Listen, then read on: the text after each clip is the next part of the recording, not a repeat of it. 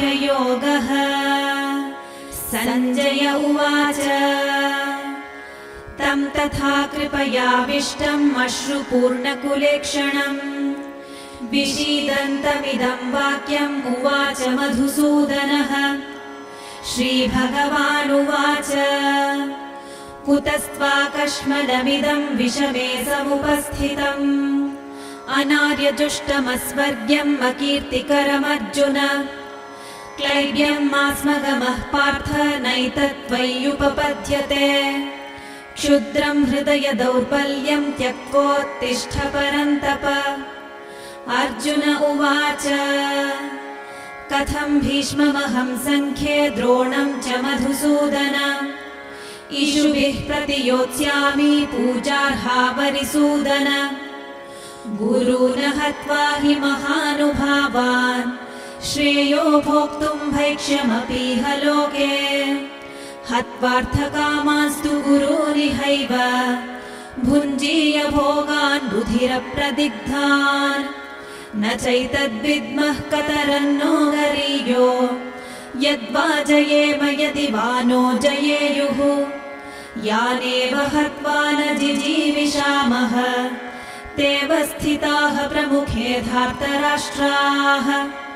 कार्पण्यदोषोपहतः स्वभावः पृच्छामि त्वां धर्मसम्मूढचेताः।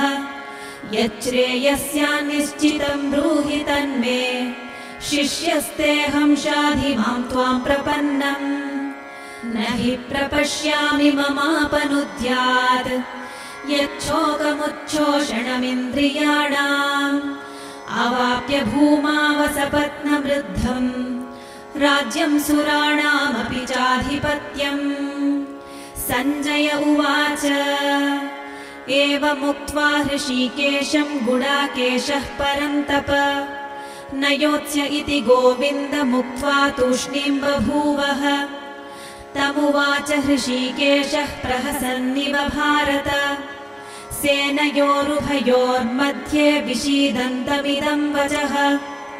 श्रीभगवानुवाच अशोच्यानन्वशोचस्त्वं प्रज्ञावादांश्च भाषसे गतासु न गतासूंश्च नानुशोचन्ति पण्डिताः।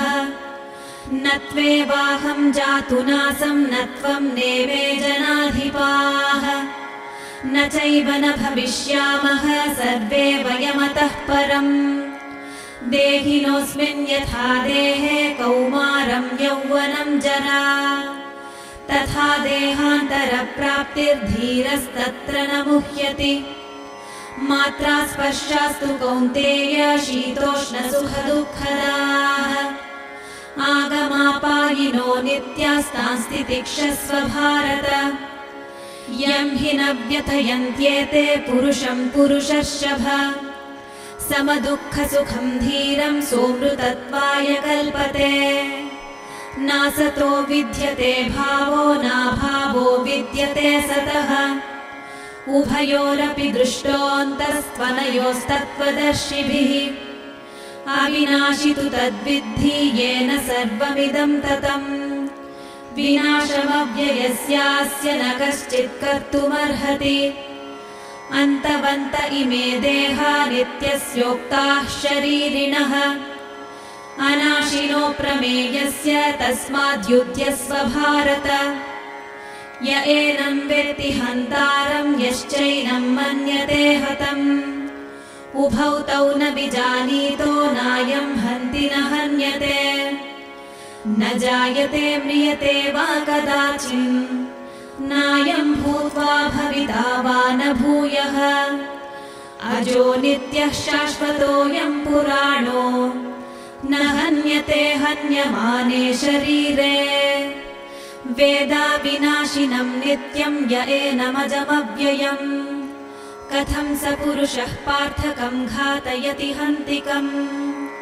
वासांसि जीर्णानि यथा विहाय नवानि गृह्णाति नरोपराणि तथा शरीराणि विहाय जीर्णानि अन्यानि संयाति नवानि देहि। नैनं छिन्दन्ति शस्त्राणि नैनं दहति पावकः न चैनं क्लेदयन्त्यापो न शोषयति मारुतः अच्छेद्योऽयमदाह्योऽयमक्लेद्यो शोष्य एव च नित्यः सर्वगतस्थाणुरचलोऽयं सनातनः अव्यक्तोऽयमचिन्त्योऽयमविकार्योऽयमुच्यते तस्मादेवं विदित्वैनं नानुशोचितुमर्हसि अथ चैनं नित्यजातं नित्यं वा मन्यसे मृतम् तथापि त्वं महाबाहो नैवं शोचितुमर्हसि जातस्य हि ध्रुवो मृत्युर्ध्रुवं जन्म मृतस्य च तस्मादपरिहार्येऽर्थे न त्वं शोचितुमर्हसि अव्यक्तादीनि भूतानि व्यक्तमध्यानि भारत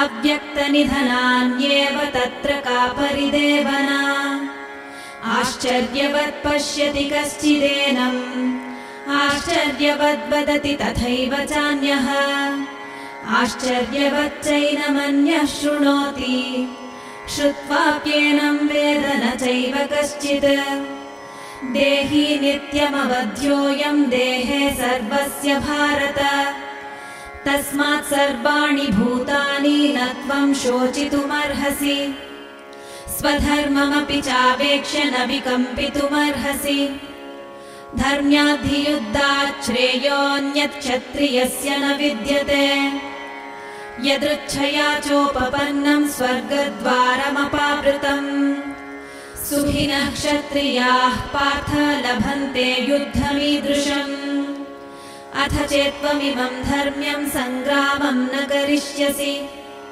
ततः स्वधर्मं कीर्तिं च हित्वा पापमवाप्स्यसि अकीर्तिं चापि भूतानि कथयिष्यन्ति ते व्ययाम् सम्भावितस्य चाकीर्तिर्मरणादतिरिच्यते भयाद्रणादुपरतं मन्स्यन्ते त्वां महारथाः येषां च त्वं बहुमतो भूत्वा यास्यसि लाघवम् अवाच्यवादांश्च बहून् वदिष्यन्ति तवाहिताः निन्दन्तस्तव सामर्थ्यं ततो दुःखतरं नु किम् हतो वा प्राप्स्यसि स्वर्गं जित्वा वा भोक्ष्यसे महीम् तस्मादुत्तिष्ठ कौन्तेय युद्धाय कृतनिश्चयः सुखदुःखे समे कृत्वा लाभालाभौ जयाजयौ ततो युद्धाय युज्यस्व नैवं पापमवाप्स्यसि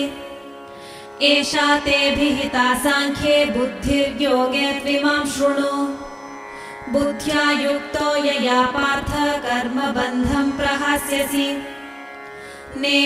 नेहाभिक्रमनाशोऽस्ति प्रत्यवायो न विद्यते स्वल्पमप्यस्य धर्मस्य त्रायते महतो भयात् व्यवसायात्मिका बुद्धिरेकेह कुरु नन्दन बहुशाखा ह्यनन्ताश्च बुद्धयो व्यवसायिनाम् यामिमां पुष्पितां वाचं प्रवदन्त्यविपश्चितः वेदवादरताः पार्थ नान्यदस्तीति वादिनः कामात्मानः स्वर्गपरा जन्म कर्म फलप्रदाम् क्रियाविशेषबहुलां भोगैश्वर्यगतिं प्रति भोगैश्वर्यप्रसक्तानां तयापहृतचेतसाम् व्यवसायात्मिका बुद्धिः समाधौ न विधीयते त्रैगुण्यविषया वेदा निस्त्रैगुण्यो भवार्जुन निर्द्वन्द्वो नित्यसत्त्वस्थो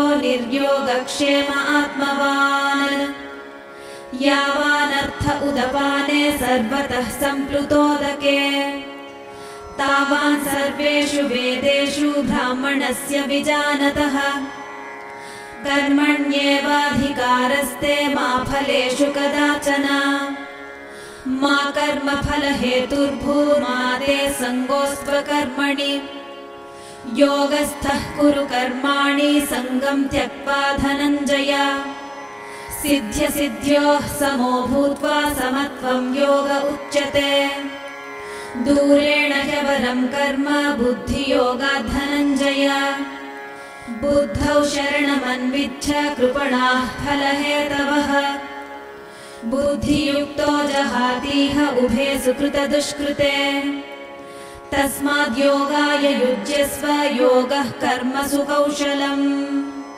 कर्मजं बुद्धियुक्ता हि फलं त्यक्त्वा मनीषिणः जन्मबन्धविनिर्मुक्ताः पदं गच्छन्त्यनामयम् यदा ते मोहकलिलं बुद्धिर्व्यतितरिष्यति तदा गन्तासि निर्वेदं श्रोतव्यस्य श्रुतस्य च श्रुतिविप्रतिपन्ना ते यदा स्थास्यसि निश्चला समाधावचला बुद्धिस्तदा योगमवाप्स्यसि अर्जुन उवाच स्थितप्रज्ञस्य का भाषा समाधिस्थस्य केशव स्थितधीः किं प्रभाषेत किमासीत व्रजेत किम् श्रीभगवानुवाच प्रजहाति यदा कामान् सर्वान् पार्थमनोगतान् आत्मन्येवात्मना तुष्टः स्थितप्रज्ञः सदोच्यते दुःखेष्वनुद्विग्नमनाः सुखेषु विगतस्पृहः वीतरागभयक्रोधः स्थितधीर्मुनिरुच्यते यः सर्वत्रानभिस्नेहस्तत्तत्प्राप्य शुभाशुभम् नाभिनन्दन्ति न द्वेष्टि तस्य प्रज्ञा प्रतिष्ठिता यदा संहरते चायम् कूर्मोऽङ्गानीव सर्वशः इन्द्रियाणीन्द्रियार्थेभ्यस्तस्य प्रज्ञा प्रतिष्ठिता विषया विनिवर्तन्ते निराहारस्य देहिनः रसवर्जं रसोऽप्यस्य परं दृष्ट्वा निवर्तते यततो ह्यपि कौन्तेय पुरुषस्य विपश्चितः इन्द्रियाणि प्रमाथीनि हरन्ति प्रसभं मनः तानि सर्वाणि संयम्य युक्त आसीत मत्परः वशे हि यस्येन्द्रियाणि तस्य प्रज्ञा प्रतिष्ठिता ध्यायतो विषयान् पुंसः सङ्गस्तेषूपजायते सङ्गात् सञ्जायते कामः कामात् क्रोधोऽभिजायते क्रोधात् भवति सम्मोहः सम्मोहात् स्मृतिविभ्रमः स्मृतिभ्रंशात् बुद्धिनाशो बुद्धिनाशात् प्रणश्यति रागद्वेषविमुक्तैस्तु विषयानिन्द्रियैश्चरन् आत्मवश्यैर्विधेयात्मा प्रसादमधिगच्छति प्रसादे सर्वदुःखानां हानिरस्योपजायते प्रसन्नचेतसो ह्याशु बुद्धिः पर्यवतिष्ठते नास्ति बुद्धिरयुक्तस्य न चायुक्तस्य भावना न चाभावयतः शान्तिरशान्तस्य कुतः सुखम् इन्द्रियाणां हि चरतां यन्मनोनुविधीयते तदस्य हरति प्रज्ञां वायुर्नावमिवाम्भसि तस्माद्यस्य महाबाहो निगृहीतानि सर्वशः इन्द्रियाणीन्द्रियार्थेभ्यस्तस्य प्रज्ञा प्रतिष्ठिता या निशा सर्वभूतानां तस्यां जागर्ति संयमी यस्यां जागृति भूतानि सा निशा पश्यतो मुनेः आपूर्यमाणम् अचलप्रतिष्ठम् समुद्रमापः प्रविशन्ति यद्वत् तद्वत् कामायं प्रविशन्ति सर्वे स शान्तिमाप्नोति न कामकामी विहाय कामान् यः सर्वान् पुमांश्चरति निःस्पृहः निर्ममो निरहङ्कारः स शान्तिमधिगच्छति एषा भ्रामी स्थितिः पार्थ नैनां प्राप्य विमुह्यति स्थित्वा स्यामन्तकालेऽपि ब्रह्मनिर्वाणमृच्छति ॐ तत्सदिति श्रीमद्भगवद्गीतासु उपनिषत्सु ब्रह्मविद्यायां योगशास्त्रे श्रीकृष्णार्जुनसंवादे सांख्ययोगो नाम द्वितीयोऽध्यायः।